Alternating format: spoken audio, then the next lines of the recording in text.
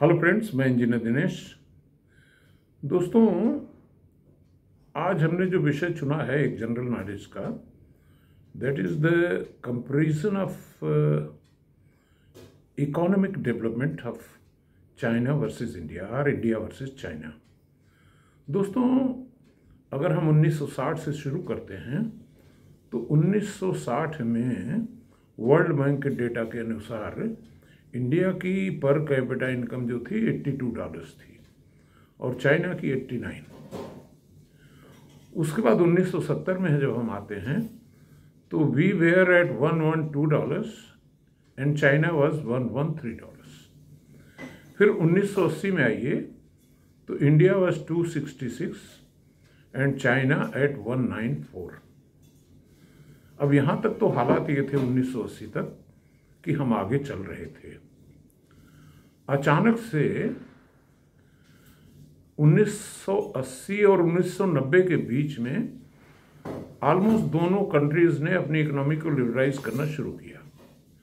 देखिए, 1978 में चाइना के प्रेसिडेंट हुए Deng Xiaoping.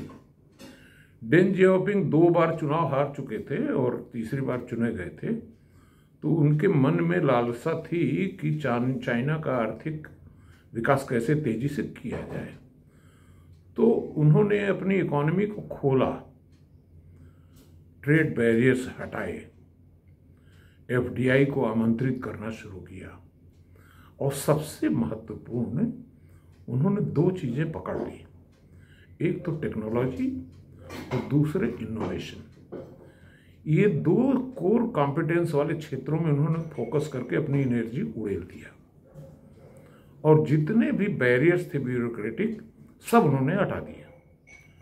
No old rules. उनका कहना था इकोनॉमी तेजी से आगे बढ़नी है तो इसमें कोई बैरियर, कोई रुकावट, कोई अड़चन नहीं आनी चाहिए। बहरहाल 1980 में India was still at $266 per capita और चाइना वाज 194। 1990 में भी आ जाइए, ये सब वर्ल्ड बैंक का डेटा बता रहा हूँ, तो 1990 में भी India was 347 and China eight 317, still lagging behind.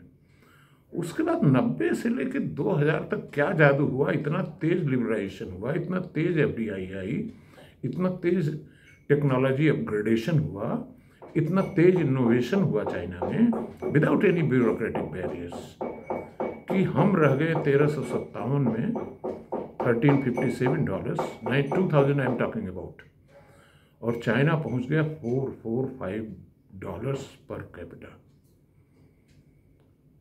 अब इसके बाद 2022 की बात करें तो इंडिया की जो पर कैपिटा थी वो $2388 थी और चाइना पहुंच गया $12,720, almost 6 times, 5.5 times to be more precise. अब देखिए, यहाँ पे पॉइंट ये है कि ऐसा क्यों हुआ। जब लिबरलाइजेशन दोनों कंट्रीज ने स्टार्ट किया एट द सेम टाइम, तो वो कैसे आगे निकल गए। देखिए, आप इसकी एनालिसिस करेंगे तो आपको यही मिलेगा कि चाइना में ब्यूरोक्रेसी नहीं है, at least in economy, manufacturing, technology. उसमें इनोवेशन अडॉप्ट करने की होड़ लगी है कि दुनिया की कौन सी टेक्नोलॉजी है जिसमें हम आगे निकल जाएं। उसके उलट हमारे देश में क्या है कि यहाँ पे ब्यूरोक्रेसी हावी हो गई। हर डिपार्टमेंट का एक प्रमुख सचिव होता है, चीफ सेक्रेटरी या प्रिंसिपल सेक्रेटरी। चीफ सेक्रेटरी तो सबसे बड़े वाले कहते हैं।